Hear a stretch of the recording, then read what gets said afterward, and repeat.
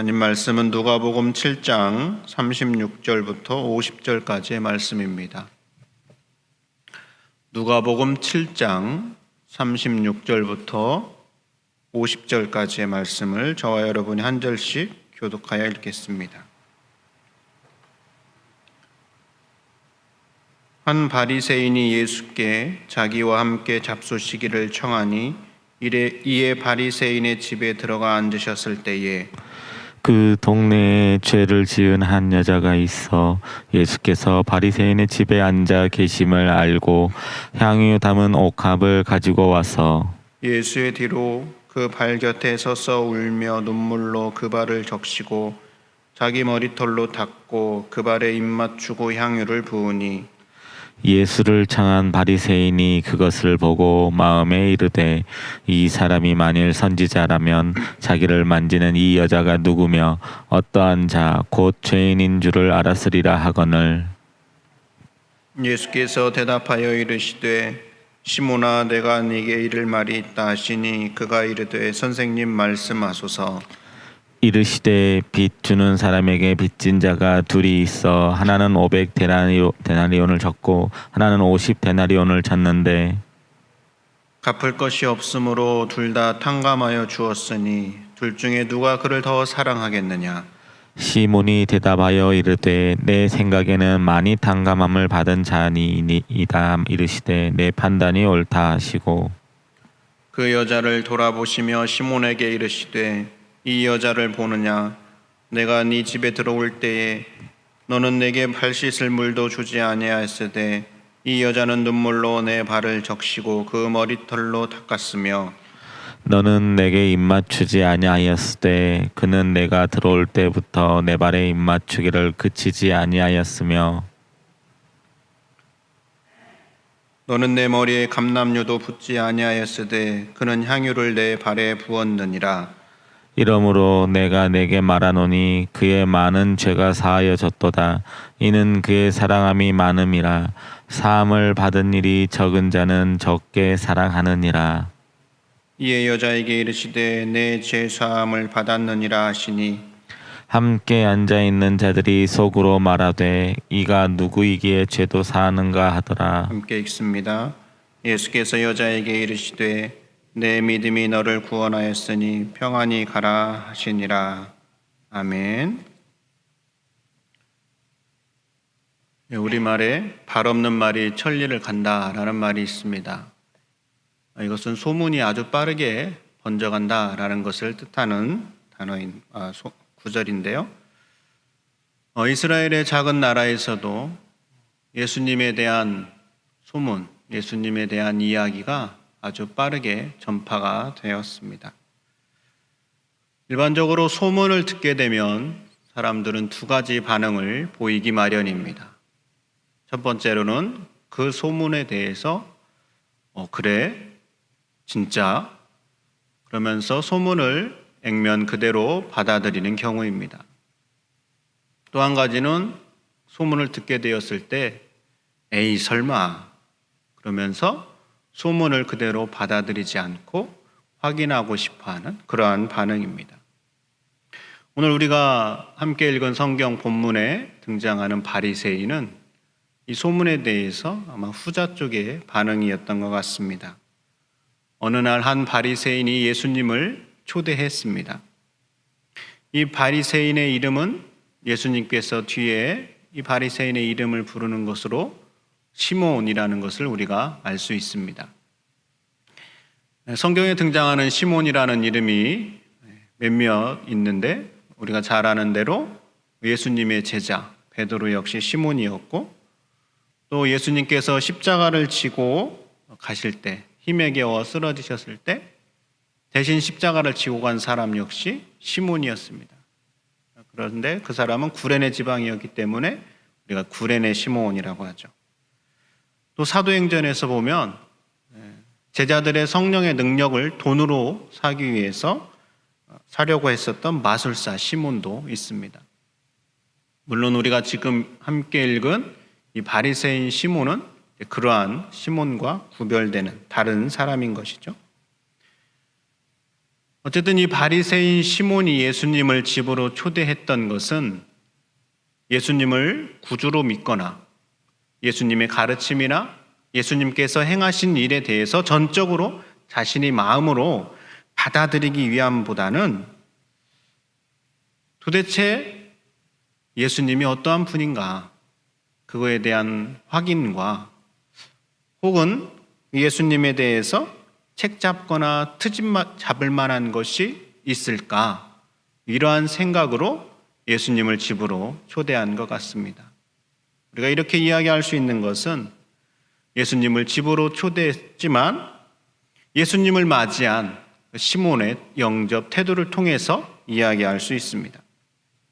시몬의 영접 태도는 뒤에 등장하는 한 여자의 대조적인 모습을 통해 말씀하시는 44절부터 46절까지를 통해서 알 수 있습니다. 44절부터입니다. 그 여자를 돌아보시며 시몬에게 이르시되 이 여자를 보느냐? 내가 내 집에 들어올 때 너는 내게 발 씻을 물도 주지 아니하였으되 이 여자는 눈물로 내 발을 적시고 그 머리털로 닦았으며 너는 내게 입맞추지 아니하였으되 그는 내가 들어올 때로부터 내 발에 입맞추기를 그치지 아니하였으며 너는 내 머리에 감람유도 붓지 아니하였으되 그는 향유를 내 발에 부었느니라. 예수님께서 하신 이 말씀은 이때 당시에 관습을 통해 보면 우리가 이해가 되는데요. 예수님 당시에 이스라엘은 모래가 많은 지방이었기 때문에 우리가 손님이 오게 되면 그 손님의 발에 묻은 먼지를 털어버릴 수 있도록 발 씻을 물을 이렇게 내놓는 것이 관례였다라고 합니다. 그래서 창세기에 보면 아브라함도 손님이 왔을 때 이제 발 씻을 물을 준비하는 것을 우리가 볼 수 있죠. 또한 손님이 오게 되면 그 손님을 내가 환대한다, 손님을 맞이한다라는 표시로 이제 입 맞추고 머리에 기름을 붓는 이제 그러한 행위를 했다라고 하는 것이죠. 그런데 이 바리새인은 예수님을 초대하고도 이때 당시에 관습에 따른 행동을 하나도 하고 있지 않은 것이죠. 바리새인 시몬이 이렇게 자신이 예수님을 초대하고도 한 가지도 이러한 행동들을 하지 않았다라는 것은 예수님에 대한 공경이나 당시 소문대로 그에 대한 존경이나 존중이 없었다라는 것을 우리에게 보여줍니다. 이를 통하여 바리새인 시몬은 그저 예수님을 한번 만나보려고, 도대체 예수님이 어떤 분인가, 이러한 마음으로 예수님을 초대한 것이 맞다라고 이해할 수 있습니다. 그런데 이 식사 자리에 초대받지 못한 한 사람이 등장합니다. 아쉽게도 이 사람의 이름은 기록되어 있지 않습니다. 누가는 이 사람의 이름을 기록하는 대신에 이 사람이 어떠한 사람인가를 우리에게 이렇게 보여주고 있습니다. 37절입니다. 그 동네에 죄를 지은 한 여자가 있어, 이렇게 표현하고 있습니다. 그러니까 이 여자의 이름은 둘째치고 이 여자는 어떠한 여자이냐? 그 동네에 죄를 지은 여자다라는 것이죠. 여러분, 죄를 짓지 않고 살아가는 사람은 없습니다. 이 여자가 살고 있는 동네에 살고 있는 사람들 역시 소소하게 죄를 짓고 살아갔을 겁니다.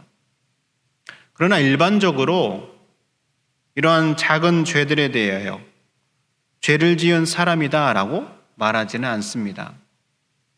그 동네에 죄를 지은 한 여자가 있다라는 이 표현은 그 동네의 모든 사람들이 공감할 만한 큰 죄를 지은 여자다라는 것을 우리에게 말해주는 것이죠. 물론 그 죄의 종류가 어떤 것인가에 대해서는 기록되어 있지 않기 때문에 우리가 알 수 없지만 어쨌든 이 여자는 아주 큰 죄를 지은 여자였다라는 것을 우리에게 말해줍니다. 그런데 예수님을 향한 이 여자의 태도는 바리새인 시몬과 달랐습니다. 어떻게 하고 있습니까?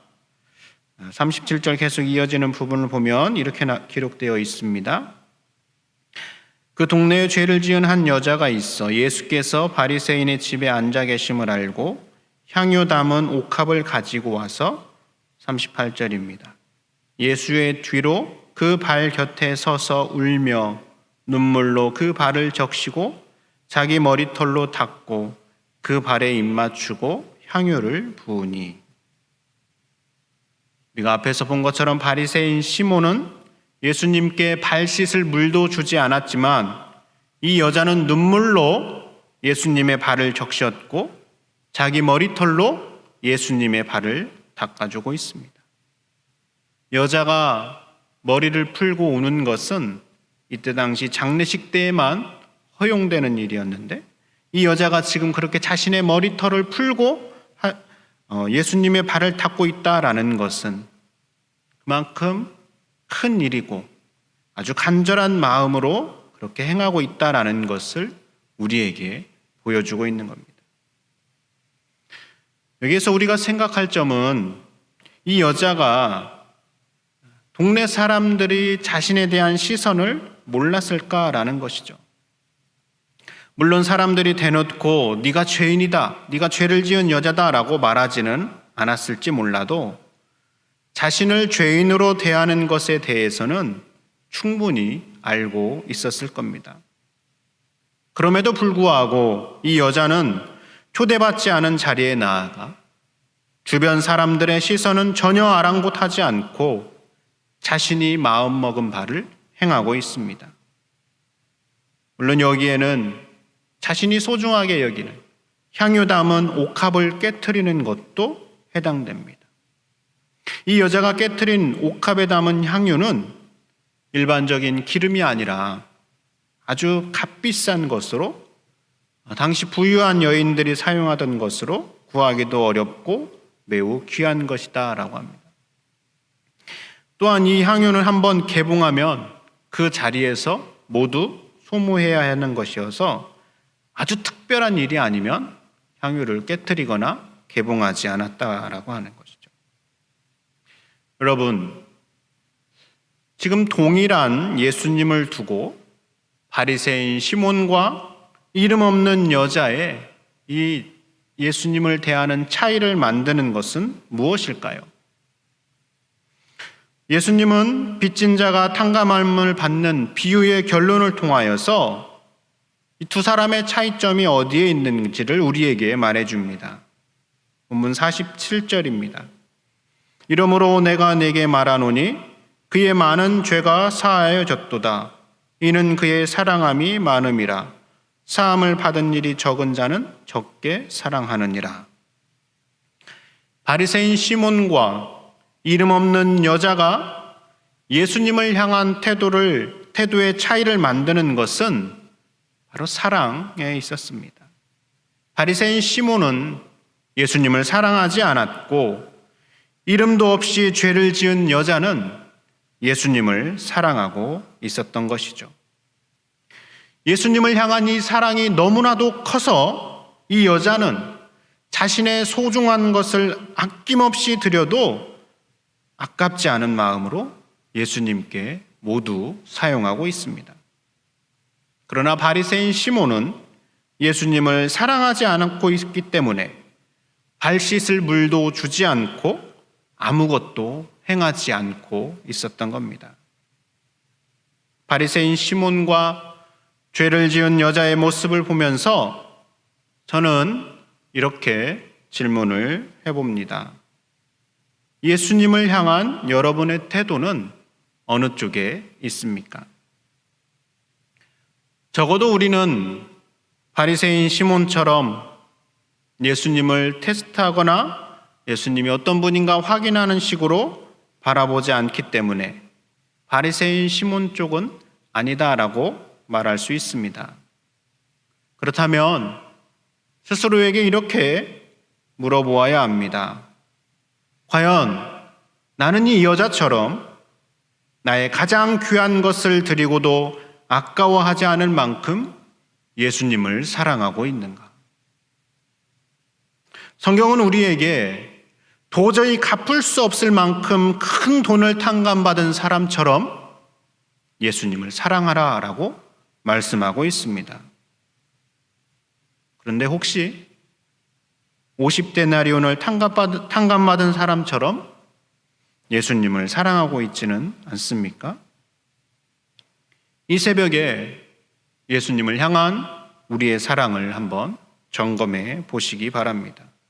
그래서 시간이 갈수록 우리의 신앙의 연수가 길어질수록 500데나리온, 아니 5,000데나리온, 5만 데나리온을 탕감받은 것과 같은 마음으로 예수님을 사랑하는 우리가 될 수 있기를 바랍니다. 이전보다 더욱 사랑합니다라는 찬송과 후렴구의 고백이 바로 저와 여러분의 고백이 될 수 있기를 바랍니다. 기도하겠습니다.